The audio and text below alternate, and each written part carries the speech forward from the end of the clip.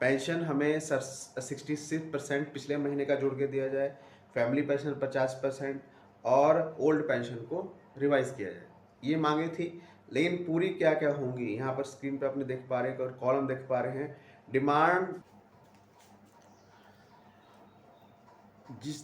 जिस देश में केंद्रीय कर्मचारियों को डीए के लिए तरसना पड़े, जो उनका हक है, जो सरकार ने कहा था कि महंगाई भत्ता कर्मचारियों का हक है, वो उनसे कोई छीन नहीं सकता। लेकिन उसके लिए उनको धरना करना पड़ रहा है, उनको मजबूर होना पड़ रहा है, गुस्सा आ रहा है। तो इससे बड़ी चीज़, इससे बड़ा नुकसान केंद्रीय कर्मचारियों को क्या होगा। नमस्कार दोस्तों, मेरा नाम है अमन कुमार। आपका हमारे चैनल पर हार्दिक स्वागत है।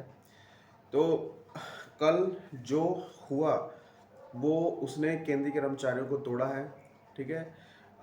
जितने बड़े आपको सपने दिखाए जा रहे थे कि हमें इतना फिटमेंट फैक्टर मिल जाएगा, इतनी सैलरी बढ़ जाएगी, वो कुछ होता हुआ यहाँ पर नहीं दिखा है। और ये साबित हो चुका है कि सरकार केंद्रीय कर्मचारियों के खिलाफ हो सकती है।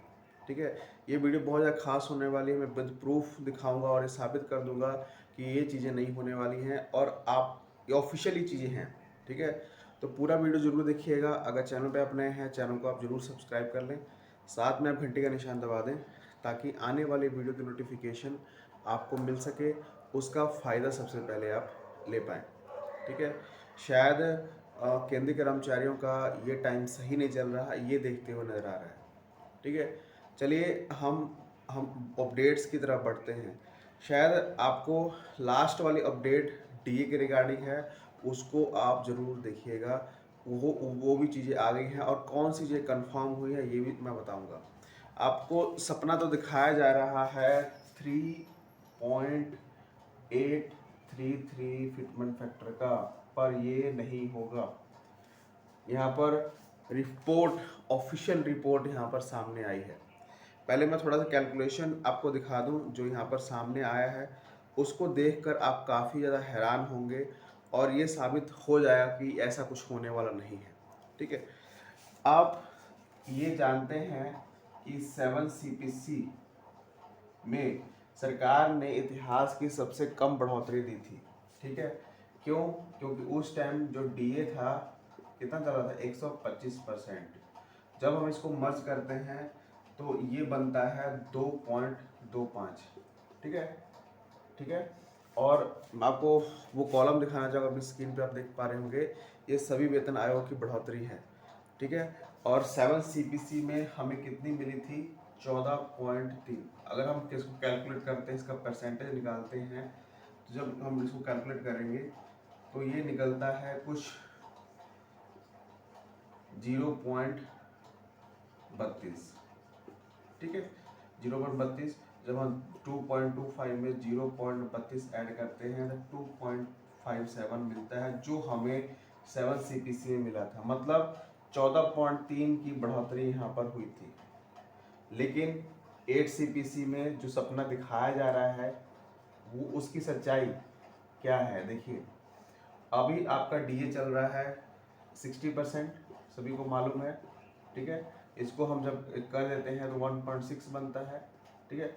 1.6 इंटू अपॉन 100। ठीक है। अपॉन 100। अब सपना किसका है, 3.833 का। यहाँ तक आने के लिए कितनी बढ़ोतरी चाहिए, आपको शायद शॉक होगा, 140। 140 जब हम कैलकुलेट करते हैं 2.24 1.6, जब इसको ऐड करते हैं तब इतना कुछ ये आ रहा है। मतलब 140% की बढ़ोतरी, ये सुनने में ही एक सपना है, एक हकीकत नहीं है।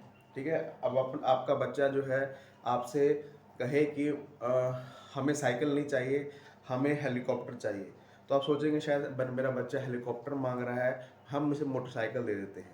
तो वही है, यूनियन ने 3.83 की मांग तो कर दी है, लेकिन ऐसा नहीं होगा। सरकार ने ऐसा करने से मना किया है। अब क्यों को मना किया है, मैं आपको रिपोर्ट दिखाता हूँ।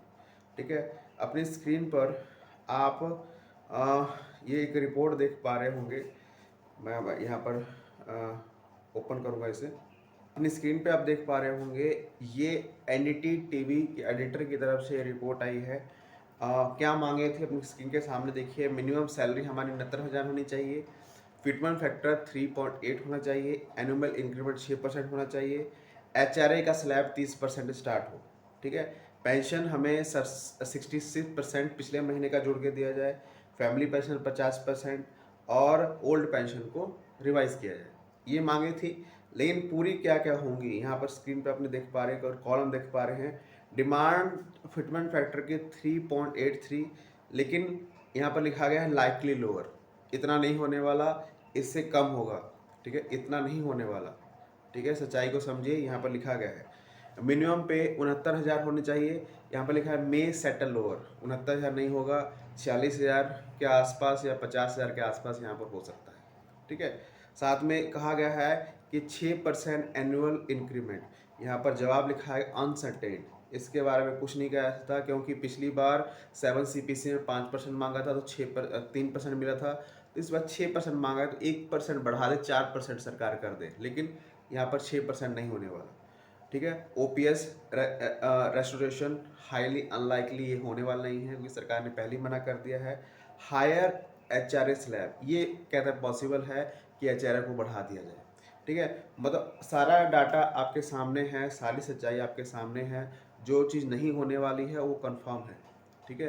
हाँ, सरकार यूनियन ने बड़े बड़े मांगे कर दी हैं, टेबल पे रख दी हैं, लेकिन अभी तक आप खुद अंदाज़ा लगाइए, 2% डीए के लिए आपको तरसना पड़ रहा है, 2% डीए के लिए आपको तरसना पड़ रहा है। सरकार डीए के ऊपर ही फैसला नहीं कर पा रही है, तो 3.833 तो बहुत दूर है। मैं कोई हेट नहीं फैला रहा हूँ, जो सच्चाई है, जो आज के टाइम में चल रही है केंद्रीय कर्मचारियों के साथ, वो आपके सामने रख रहा हूँ, ठीक है।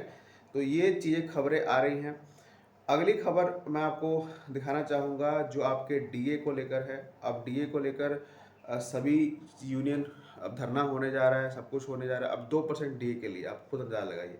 अपनी स्क्रीन पे आप लेटर देख पा रहे होंगे, ये एनसीजेसीएम की तरफ से लेटर निकाला गया है, एनसीजेसीएम की तरफ से, और ये लेटर लिखा गया है हमारे प्रधानमंत्री जी को, जो भी जैसे लेटर होता है, ठीक है, कि undelay the declaration of DAR due to central government employees pensioner 1/2026, ठीक है। अब जब से वेतन आयोग शुरू हुआ है, मतलब 1/2026 से, तब से डीए अब लेट हो रहा है, ठीक है।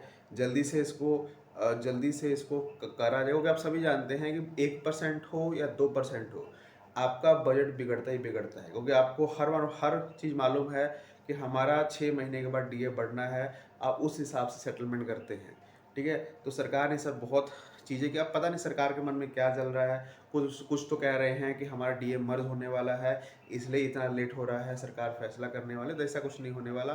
डीए अलाउंस होगा, 1-2 दिन में आपको देखने को मिलेगा। सरकार ने वो गलती कर दी जो सरकार को नहीं करनी चाहिए थी, उन्होंने बहुत लेट कर दिया है, ठीक है।